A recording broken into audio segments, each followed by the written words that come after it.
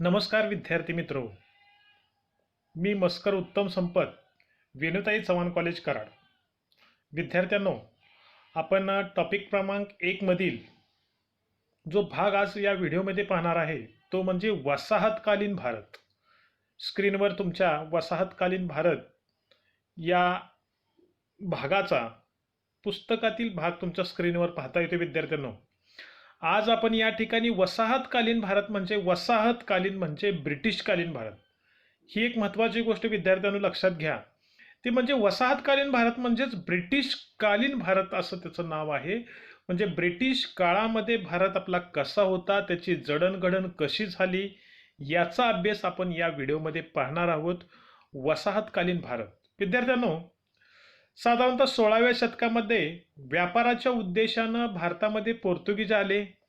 त्यानंतर 17व्या शतकाच्या पूर्वार्धात डच आले. ब्रिटिशही भारतामध्ये समुद्रकिनारे आले. फ्रेंच सुद्धा आले. म्हणजे पोर्तुगीज आले, डच आले, फ्रेंच आले, इंग्रज आले.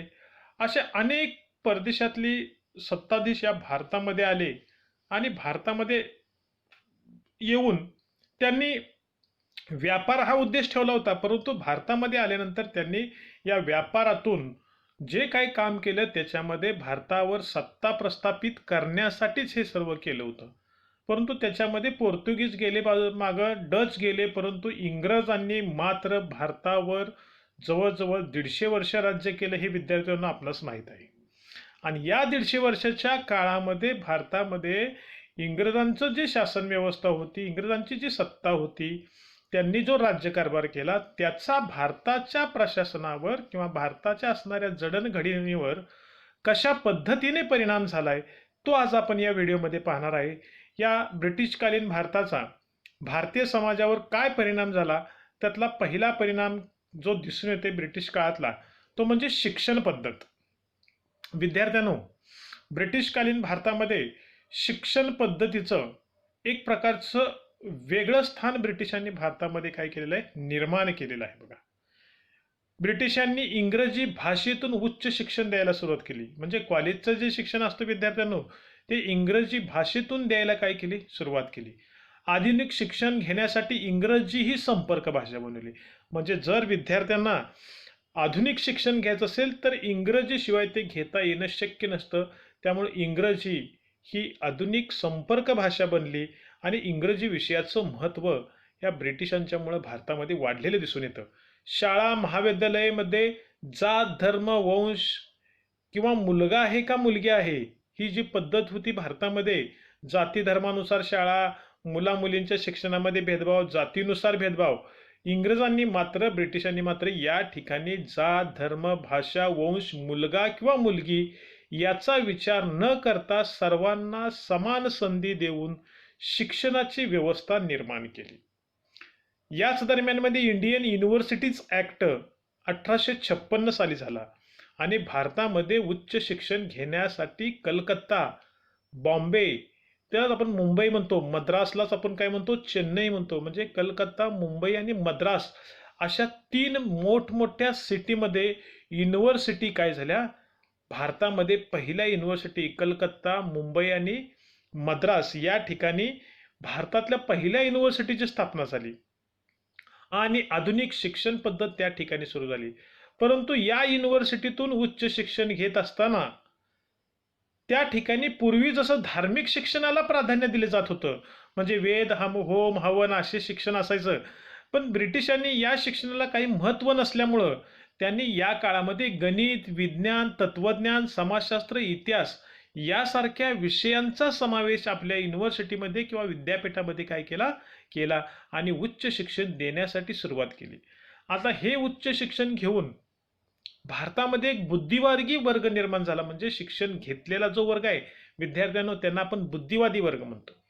हा बुद्धिवादी वर्ग काय झाला, उदयास आला आणि हा बुद्धिवादी वर्ग उदयास आल्यानंतर त्यांनी समाज सुधारणेला काय केलं, सुरुवात केली आणि भारतामध्ये समाज सुधारणा चळवळी सुरू झाल्या. समता, बंधुता, न्याय, धर्मनिरपेक्ष असे अनेक दृष्टिकोन या ठिकाणी बुद्धिवादी वर्गांनी खोलवर समाजामध्ये रुजवले. पहिला मुद्दा विद्यार्थ्यांना लक्षात आला असेल की शिक्षण व्यवस्थेमध्ये ब्रिटिशांनी सर्वात मोठा आमूलाग्र बदल कोणता केला असेल तर जात धर्म भाषा वंश याचा विचार न करता सर्वांना शिक्षणात समान संधी दिली. विद्यापीठं त्या ठिकाणी 3 विद्यापीठांची स्थापना केली आणि विद्यापीठामध्ये धार्मिक शिक्षण न देता शिक्षण देण्यासाठी त्यांनी गणित विज्ञान तत्त्वज्ञान समाजशास्त्र या विषयाचा अवलंब केला आणि त्याच्यामुळं काही लोक शिकली, बुद्धिवादी लोक शिकली. त्यांनी काय केलं, चळवळी सुरू केल्या आणि समाजामध्ये त्यांनी चांगली मूल्य रुजवण्याचा या ठिकाणी प्रयत्न केलेला आपणास दिसून येतो. दुसरा जो भाग आहे ब्रिटिशकालीन शिक्षण पद्धत झाल्यानंतर संस्कृती.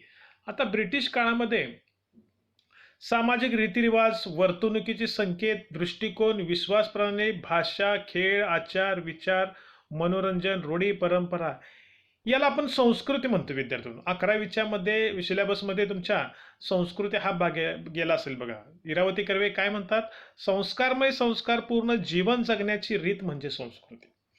म्हणजे काय रे, समाजामध्ये असणारे संस्कार, आचार, विचार, रीतिरिवाज हे सगळं संस्कृतीमध्ये मोडतं. भाषा, खेळ त्याच्यामध्ये मोडतात, मनोरंजन त्याच्यामध्ये मोडतं. अशा अनेक गोष्टींचं ब्रिटिशांच्या या वर्तणुकीचं अनुकरण भारतीय समाजातल्या लोकांनी करायला सुरुवात केली. उदाहरणार्थ तुम्हाला चांगलं माहिती असेल तर आता IPLचा सामना चालू आहे बघा. हा क्रिकेटचा खेळ भारतीयांनी इंग्लंडपासूनच घेतला. म्हणजे काय तर त्यांच्या खेळाचं सुद्धा काय केलेलं आपण आज अनुकरण केलंय आणि इतका मोठा हा खेळ आज पॉप्युलर होतोय. म्हणजे ब्रिटिशांच्या काही गोष्टींचं कॉपी पिणं, कप घेणं, कॉपी पिणं हा सुद्धा ब्रिटिशांचाच काय एक प्रकारचा सवय आहे. त्या सवयी डायनिंग टेबलवर बसून आज आपण जेवतो आणि ही डायनिंग टेबलवर बसून जेवणं ही ब्रिटिशांच्याकडून आलेलीच देणगी आहे. म्हणजे एकंदरीत विद्यार्थ्यांचं तुमच्या लक्षात आलं असेल की ब्रिटिशांच्या कालखंडामध्ये खेळ, भाषा, विश्वास, दृष्टिकोन, वर्तणूक यासारखे सूट बूट टॉय घालणं लग्नामध्ये सुरुवातीला, अलीकडे जरा थोडंसं हे प्रमाण कमी झाले, ब्लेझर वगैरे असतात बघा, तुमचे नवीन नवीन शेरवानी वगैरे आलेत, परंतु बूट सॉक्स टॉय वगैरे घालणं हे ब्रिटिशांचं काम होतं आणि त्यांचंच आपण अनुकरण केलेलं आहे.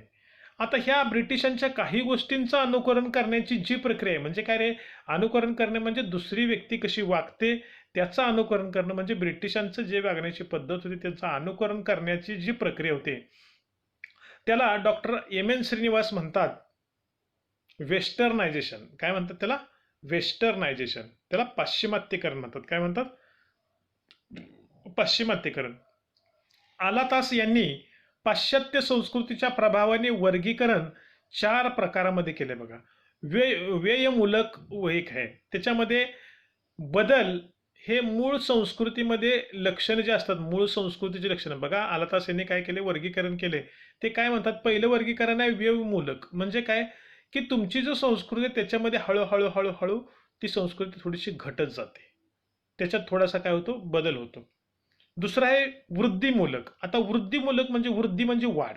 बघा, तुमची मूळची संस्कृती आणि त्यात नवीन संस्कृतीची भर पडणं म्हणजे काय झालं, वृद्धी, त्याच्यात वाढ झाली. त्यानंतर पुष्टीमूलक. पुष्टीमूलक म्हणजे काय रे, मूळ संस्कृतीची लक्षणं आहेत ते आहेत आणि नवीन संस्कृतीची लक्षणं त्याच्यामध्ये येणं आणि संस्कृती समृद्ध होणं म्हणजे वाढणं. आणि संमिश्रतामूलक म्हणजे जुन्या नव्या संस्कृतीच्या एकत्रीकरणातून जी काही नवीन संस्कृती तयार होते त्याला आपण काय म्हणतो, संमिश्रतामूलक म्हणतो. म्हणजे एकंदरीत विद्यार्थ्यांनी एक लक्षात घ्या, भारतीय समाजामध्ये ब्रिटिशांच्या काळात जी काही संस्कृती आपण त्यांच्याकडून आत्मसात केली त्यामध्ये खेळ, भाषा, मनोरंजन, विश्वास, वर्तणूक या रीतिरिवाज या सगळ्या प्रकारचे खाणे-पिणे, पोशाख ह्या गोष्टींचं अनुकरण करण्याला M.N. श्रीनिवास पाश्चिमात्यकरण म्हणतात. त्यानंतर आलतास यांनी केलेलं 4 घटकामध्ये वर्गीकरण आपण या ठिकाणी बघितलं आणि ब्रिटिश काळामध्ये असणारी आपण संस्कृती विद्यार्थ्यांना पाहिलेली आहे. त्यानंतर ब्रिटिश काळामध्ये असणारं प्रशासन. आता ब्रिटिश काळामध्ये विद्यार्थ्यांनो प्रशासन व्यवस्था, एक भक्कम प्रशासन कसं असावं हे ब्रिटिशांनी दाखवलं बघा. आजही आपल्या प्रशासनामध्ये बऱ्यापैकी गोष्टी आपण ब्रिटिशांच्याच घेतोय. भूमी म्हणजे जमीन मोजणी असेल त्याला सिटी सर्वे ऑफिस म्हणतात बघा विद्यार्थ्यांनो. जमीन मोजणे किंवा सिटी सर्वे ऑफिस आजही ब्रिटिशांनी त्या काळामध्ये चालू केलेलं, आजही ते चालू आहे आणि त्यांचेच हे प्रशासन आपण आजही चालवत आहे. जमीन असेल, लोकांच्या बाबतीत असेल, महसूल असेल, अशा शिक्षण असेल, आर्थिक सेवा असतील, अशा अनेक घटकांच्या बाबतीत असणाऱ्या ज्या सेवा आहेत त्या सेवा देणाऱ्या संस्था स्थापन केल्या, विभाग स्थापन केले. बघा, प्रशासन यंत्रणा म्हणजे शासकीय कार्यालय, क्लार्क, त्यानंतर जमीन भूमी ही मापन करणं, अशा प्रकारच्या सेवा त्या ठिकाणी, रेल्वे, पोस्ट, तार यंत्रणा माहीत असेल तुम्हाला, अशा प्रकारच्या ऑफिस त्या काळामध्ये त्यांनी काय केले, निर्माण केली. आणि ब्रिटिशांनी चांगले अधिकारी त्या ठिकाणी नेमले आणि त्या ठिकाणच्या असणारे प्रशासन चांगलं चालवण्यासाठी काय केला, प्रयत्न केला. समाजामध्ये असणाऱ्या वेगवेगळ्या प्रकारच्या न्याय व्यवस्था त्या ठिकाणी त्यांनी काय केलेत, व्यवस्थित देण्याचा प्रयत्न केलेला आहे. म्हणजे एकंदरीत विचार केला तर विद्यार्थ्यांनो तुमच्या लक्षात येईल की ब्रिटिशांनी सर्वांना समान न्याय दिलेला दिसून येतो. आणि त्यामध्ये इंडियन हायकोर्ट ॲक्ट आहे, इंडियन कौन्सिल ॲक्ट आहे, इंडियन सिव्हिल सर्व्हिस ॲक्ट आहे. म्हणजे ब्रिटिशांनी प्रशासन जर व्यवस्थित चालवायचं असेल तर त्या ठिकाणी कायदा आणि न्याय व्यवस्था व्यवस्थित चालवायची असेल तर अशा प्रकारचे त्यांनी कायदे केले. कुळ वहिवाटीचे कायदे केले, जमीनदारांसाठी कायदे केलेत आणि ते कायदे करून व्यवस्थितपणे प्रशासन चालवण्याचं काम या ठिकाणी ब्रिटिशांनी केलेलं आहे. अशा प्रकारचं प्रशासन हे एक भारतीय समाजामध्ये असलेली देणगी आपणास दिसून येते. त्यानंतर तिसरा मुद्दा झाल्यानंतर चौथा मुद्दा विद्यार्थ्यांना स्क्रीनवर तुम्ही पाहताय, अर्थव्यवस्था, औद्योगिक वाढ आणि त्याच्या हातात हात घालून जाणारे शहरीकरण. विद्यार्थ्यांनो ब्रिटिशांनी ज्या वेळेला भारतामध्ये सत्ता स्थापन केली त्यावेळेला त्यांचा हेतू जो होता तो होता व्यापार. आता व्यापार करण्याच्या उद्देशानं त्यांनी काय केलं, भारतामध्ये पाय रोवले आणि 150 वर्ष या ठिकाणी राज्य केलं. या राज्य करत असताना त्यांनी औद्योगिकरणामध्ये मोठ्या प्रमाणात वाढ केली आणि औद्योगिकरणामध्ये मोठ्या प्रमाणात वाढ केल्यामुळं शहरांची संख्या हळूहळू वाढली. कारण औद्योगिकरणामुळं खेडेगावातली अनेक लोक कुठं आली, शहराकडे येऊ लागले. आणि शहराकडे आल्यामुळं भारतीय अर्थव्यवस्थेमध्ये एक प्रकारचं बदल त्या ठिकाणी काय झाला, घडून आला. त्यामध्ये शिक्षण, व्यापार, नोकरीसाठी लोक शहराकडे धावू लागले. शिक्षण आणि उत्पन्न या निकषावर आधारलेले नवीन नवीन सामाजिक वर्ग उदयाला येऊ लागले. जाती जातीमधील पारंपरिक जी बंधनं होती ती हळूहळू अर्थव्यवस्थेमुळे काय व्हायला लागली, कमी व्हायला लागली. ब्रिटिशांनी लागू केलेली नवीन महसूल पद्धत खेड्यापाड्यापर्यंत पोहोचली. या काळात शेतीचे व्यापारीकरण होऊ लागले. निर्वाह व्यवस्थेची जागा नफा घेणाऱ्या बाजार व्यवस्थेने घेतली. म्हणजे काय झालं विद्यार्थ्यांनो, तर ब्रिटिशांच्या काळामध्ये मोठ्या प्रमाणावर अर्थव्यवस्थेत बदल घडून आले. फक्त पोटापुरतंच उत्पादन करायचं नाही तर व्यापारही त्यातनं वाढला पाहिजे अशा प्रकारची वृत्ती लोकांच्या मध्ये निर्माण झाली. त्याचा परिणाम असा झाला की अन्नधान्याचं उत्पादन वाढलं. बंगाल आणि ओडिशा या ठिकाणी दुष्काळ पडला होता. या दुष्काळ जर पाहिला तर त्या दुष्काळावरून तुमच्या लक्षात येईल की उत्पादन वाढ तर झाल्या, त्या वाढ झालेल्या उत्पादनाचा फायदा इतर ठिकाणी सुद्धा देता आपणास आलेला आहे. त्यामुळे नगदी पिकांना महत्त्व आलं, त्यांचा परिणाम अन्नधान्याच्या उत्पादनावर झाला. ज्या पिकातून जास्तीत जास्त पैसे मिळतील अशा ह्याला काय झालं, पीक घेण्यावर शेतकऱ्यांनी जोर दिलेला आपणास दिसून येतो. त्यामुळे अर्थव्यवस्थेत मोठा बदल झाला. त्यानंतर पाचवा मुद्दा आहे दळणवळण आणि संपर्क. आता ब्रिटिशांच्या काळामध्ये दळणवळण आणि संपर्क वाढला. अरे का वाढला विद्यार्थ्यांना, तो तुम्हाला चांगलं माहिती आहे की ब्रिटिशांच्या काळामध्ये उद्योगधंदे वाढले. आता जर ब्रिटिशांच्या काळामध्ये उद्योगधंदे वाढत असतील तर रोजगार वाढणार आहे आणि रोजगार वाढल्यानंतर उद्योगासाठी जाणारे लोक शहरात जातील, त्या ठिकाणी थांबतील, त्या ठिकाणी वास्तव्य करतील. त्यामुळे शहरीकरण वाढणार आहे. त्यामुळे शहरामध्ये आणि कच्चा माल पुरवणं आणि पक्का माल शहरामध्ये निर्माण होणं यासाठी दळणवळण आणि संपर्काची गरज भासू लागली. त्यासाठी भारतात रेल्वे आणि रस्ते उभारणीची सुरुवात झाली. टपाल आणि तार यंत्रणा सुरू झाली. देशाच्या कानाकोपऱ्यापर्यंत लोकांच्या स्त्रोतापर्यंत पोहोचणे सहज शक्य झाले. 1829 मध्ये सुएझ कालवा खुला झाल्यामुळे व्यापार वाढला. त्यामुळे पूर्वी भारतातील कच्चा माल इंग्लंडला पोहोचवण्याचे कठीण असलेले काम सोपे झाले. विद्यार्थ्यांना वाहतूक आणि संपर्क यासाठी साधनातील सुधारणा करण्याकडे ब्रिटिशांनी मोठ्या प्रमाणात लक्ष दिलं. कच्च्या मालासाठी अधिक बाजारपेठा उपलब्ध झाल्या, दळणवळणाची साधनं वाढली, रेल्वे सुरू झाली, पोस्ट सुरू झाली, टपाल तार यंत्रणा सुरू झाली, सुएझ कालवा सुरू झाला. त्यामुळं दळणवळणाची साधनं वाढली. हे शक्य झाले ब्रिटिशांच्या काळामध्ये आणि लोकांशी संपर्क करणं काय झालं, शक्य झालं. दळणवळणाची साधनं वाढली, व्यापार वाढला, बाजारपेठा वाढल्या, कच्चा माल इकडून तिकडं पोचवता आला. त्याचे परिणाम झाले की म्हणजे दळणवळण आणि संपर्क साधनं ब्रिटिशांच्या कालावधीमध्ये म्हणजेच वसाहत काळामध्ये या गोष्टींचा विचार जर केला तर त्यामध्ये डेव्हलपमेंट झालेली किंवा विकास झालेला आपणास दिसून येतो. त्यानंतर आहे राष्ट्रवादी चळवळ. बघा आता राष्ट्रवादी चळवळ म्हणजे काय विद्यार्थ्यांना तुमच्या लगेच लक्षात येईल, लक्ष देऊन ऐका. संपर्कासाठी ब्रिटिशांनी कुठली भाषा वापरली तुम्हाला माहित आहे, इंग्रजी भाषा वापरली.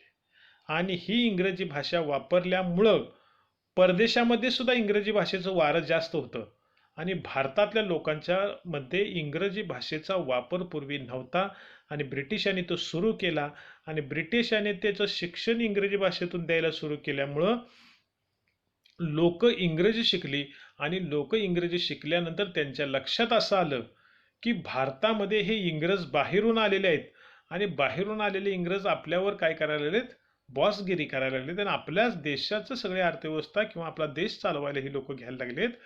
आणि परदेशामध्ये सुद्धा अशा काही घटना झाल्या होत्या की त्यामुळं तिथली लोक जागृत झाली, त्यांनी चळवळी केल्या आणि त्यांच्या देशामध्ये बाहेरची लोक जे आलेले आहेत ते हाकलून त्यांनी दिली.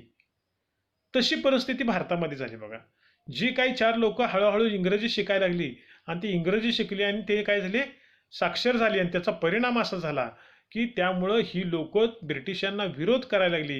ही आपला देश आहे आणि ब्रिटिशांचं इथं काही चालून द्यायचं नाही. यातूनच राष्ट्रवादी चळवळीला काय झाली, चालना मिळाली आणि ब्रिटिश सत्तेविरुद्ध असंतोष सुरू झाला. बघा विद्यार्थ्यांनो, ब्रिटिशांनी इंग्रजी शिक्षण द्यायला सुरुवात केली परंतु त्यांना लक्षात आलं नाही की इंग्रजी शिकल्यामुळे लोक भारतातील शहाणी होतील आणि त्यांच्या लक्षात येईल की ही इंग्रज लोक आपल्यावर बॉसगिरी करतात, आपलाच देश चालवायला हातात घेतलाय.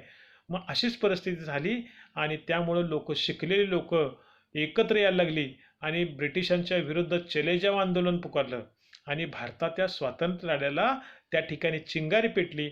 आणि इथून काय झालं, महात्मा गांधी यांनी स्वातंत्र्य लढ्याचं नेतृत्व घेतलं आणि भारतीय समाजाला एक प्रकारचं स्वातंत्र्य देण्यासाठी या काळामध्ये प्रयत्न झाले. ब्रिटिशांच्याच काळामध्ये प्रयत्न झाले. राष्ट्रवादी चळवळ सुरू झाली. ती चळवळीमुळं काय झालं, स्वातंत्र्य मिळणं आपणास शक्य झालं. 7वा मुद्दा आहे समाज सुधारणेच्या चळवळी सुरू झाल्या. जसं वरच्या मुद्द्यामध्ये आपण काय पाहिलं की स्वातंत्र्य चळवळ सुरू झाली.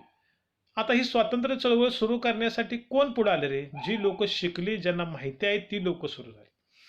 तसंच भारतामध्ये असणाऱ्या वाईट प्रथा परंपरा होत्या, त्या वाईट प्रथा परंपरा नष्ट झाल्या पाहिजेत असं त्या काळामध्ये भारतामध्ये शिकलेल्या लोकांना वाटू लागलं.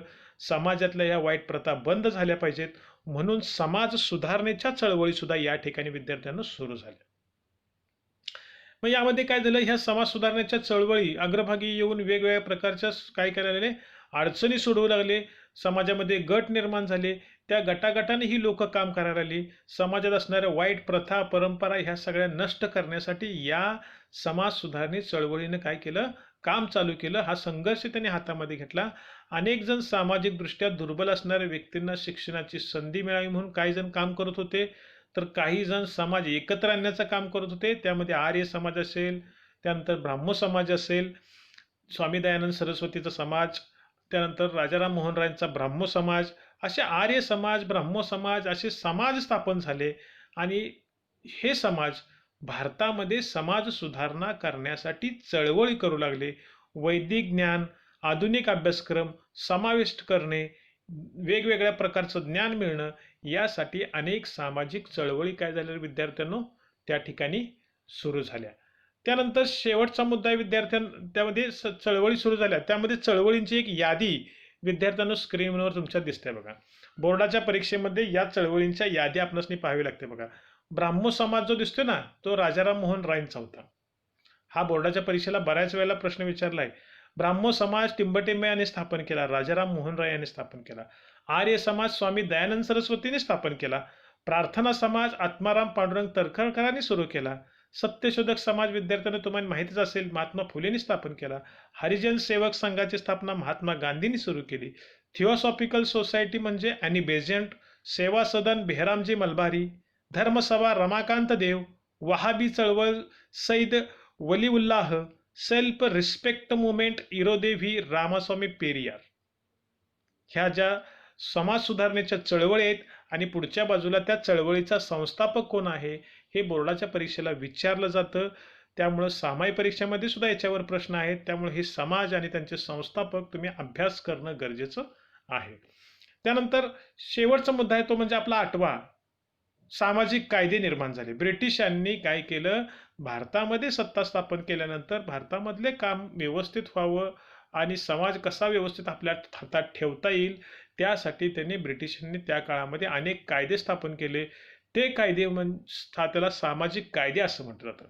समाज कल्याण करणे, देशाचं काय करणे, कल्याण करणे, समाजातलं वचक निर्माण करणे यासारख्या गोष्टी ब्रिटिशांनी डोक्यामध्ये ठेवून समाजात अनेक कायदे केले. समाजातल्या सुधारणा करणारे चळवळींचे जे संस्थापक आहेत त्यांनी ब्रिटिशांना काही कायदे करण्यासाठी भाग पाडले आणि त्यामुळं समाजात अनेक प्रकारचे कायदे झाले.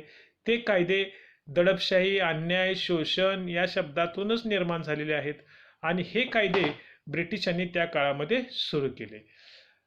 पहिला कायदा सांगितला बघा विद्यार्थ्यांनो, हा सुद्धा कायदा बघा, एका साईडला वर्ष लिहिले, दुसऱ्या साईडला कायद्याचे नाव लिहिले. हे जे आहे ते जे दिसते तुम्हाला त्यामध्ये असणारं साल बोर्डाच्या परीक्षेला हमखास विचारलेलं आहे बघा. सती प्रतिबंधक कायदा 1829 साली झाला. बरेच विद्यार्थी चुकतात बघा, 1929 लिहितात आणि मोकळ होतात. 1829 साली सती प्रतिबंधक कायदा झाला. 1843 साली इंडियन स्लेव्हरी कायदा झाला. 1850 मध्ये कास्ट डिसेबिलिटी रिमूव्हल कायदा झाला. 1856 मध्ये विधवा पुनर्विवाह कायदा झाला. 1870 मध्ये स्त्री भ्रूण हत्येचा कायदा झाला. 1872 मध्ये स्पेशल मॅरेज ऍक्ट झाला.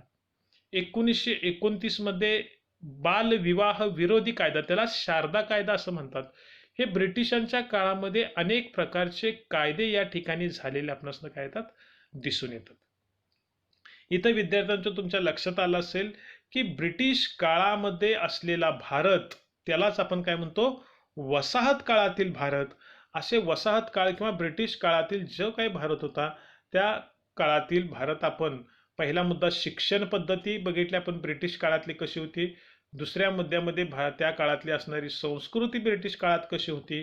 त्यानंतर ब्रिटिशांचं प्रशासन कसं होतं.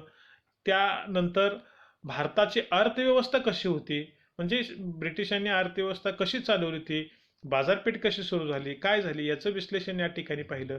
त्यानंतर भारतामध्ये दळणवळण आणि संपर्क साधनं कुठली कुठली सुरू झाली, रेल्वे, रस्ते, टपाल, तार यंत्रणा सुरू झाल्या, कालवा सुरू झाला सुएझ कालवा, त्यामुळं समुद्रमार्गी वाहतूक सुरू झाली, त्यामुळं व्यापार वाढला. त्यानंतर राष्ट्रवादी चळवळ सुरू झाल्या, म्हणजे इंग्रजी शिकल्यामुळे लोकांना आपल्या राष्ट्राबद्दल प्रेम आपुलकी जिव्हाळा सुरू झाला. ही लोक आपल्यावर येऊन राज्य करतात अशी त्यांची काय झाली, जाणीव झाली आणि त्यातनं राष्ट्र आपलं स्वातंत्र्य मिळालं पाहिजे यातूनच राष्ट्रवादी चळवळ काय झाली, सुरू झाली. चले जाऊचं नारा त्या ठिकाणी दिला गेला. समाजामध्ये अनेक वाईट प्रथा परंपरा नष्ट करण्यासाठी समाज सुधारण्यामध्ये चळवळी सुरू झाल्या. या चळवळी काय झाल्या, समाजामध्ये मोठ्या प्रमाणात निर्माण झाल्या, संघर्ष करू लागल्या आणि त्यातून बदल घडवून आणण्याचा प्रयत्न करण्यात आला. या चळवळीमध्ये ब्राह्मण समाज, आर्य समाज, प्रार्थना समाज, सत्यशोधक समाज, हरिजन सेवक संघ, थिओसॉफिकल सोसायटी, सेवा सदन अशा प्रकारच्या अनेक चळवळी आणि त्यांचे संस्थापक पुढे आहेत ते दिसतात. या चळवळी यांनी काय केले, सुरू केलेत. भारतामध्ये असणाऱ्या अन्यायावर वाचा फोडण्यासाठी ब्रिटिशांनी अनेक कायदे केले. त्या कायद्यामध्ये दुर्बल घटक असू दे किंवा कोणताही घटक असू दे सगळ्यांना न्याय मिळावा म्हणून कायदे केले गेले. त्या कायद्यामध्ये शोषण होत असेल, दडपशाही होत असेल, अन्याय होत असेल तर खालील कायदे त्या ठिकाणी आपणास दिसून येतात. त्यामध्ये सती प्रतिबंधक कायदा आहे, इंडियन स्लेव्हरी कायदा आहे, कास्ट डिसेबिलिटी रिमूव्हल कायदा आहे, विधवा पुनर्विवाह कायदा आहे, स्त्री भ्रूण हत्येचा कायदा आहे, स्पेशल मॅरेज ऍक्ट आहे आणि बालविवाह विरोधी कायदा आहे. अशा प्रकारे विद्यार्थ्यांनो आज आपण वसाहतकालीन भारत कशा पद्धतीने होता याचं सविस्तर विश्लेषण या व्हिडिओमध्ये पाहिलेलं आहे. काही शंका असेल तर तुम्ही विचारू शकता. धन्यवाद.